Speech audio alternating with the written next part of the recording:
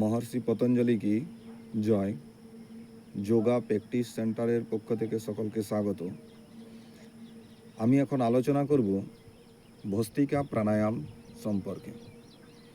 এই ভস্ত্রিকা প্রাণায়াম করতে গেলে যে কোনো সুখাসনে বসতে হয়। সেটা পদ্মাসন হতে পারে, অর্ধ পদ্মাসন হতে পারে, সুখাসন হতে পারে।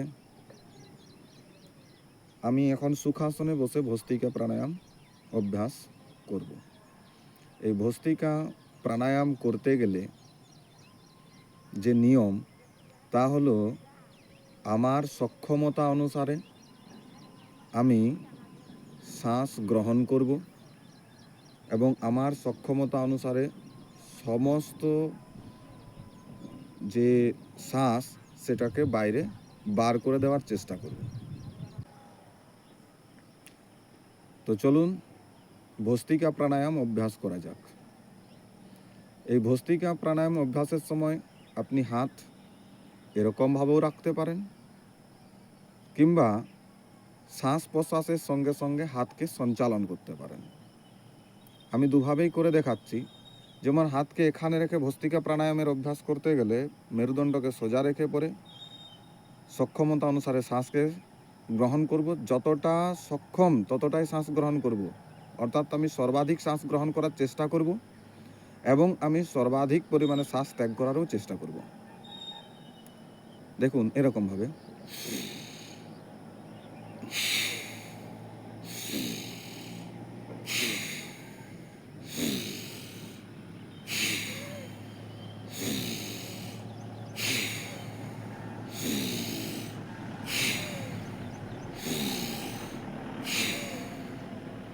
এভাবে 20 বা 30 বার করলে পরে আমার এক রাউন্ড সম্পন্ন হবে।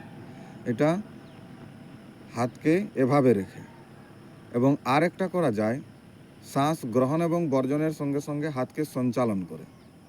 যেমন শ্বাস যখন গ্রহণ করব হাতকে এরকম হাত, আর শ্বাস যখন বর্জন করব হাতকে এরকম। যেমন যদি আমি এটাকে রিদমে করি, কন্টিনিউ করতে চাই, তাহলে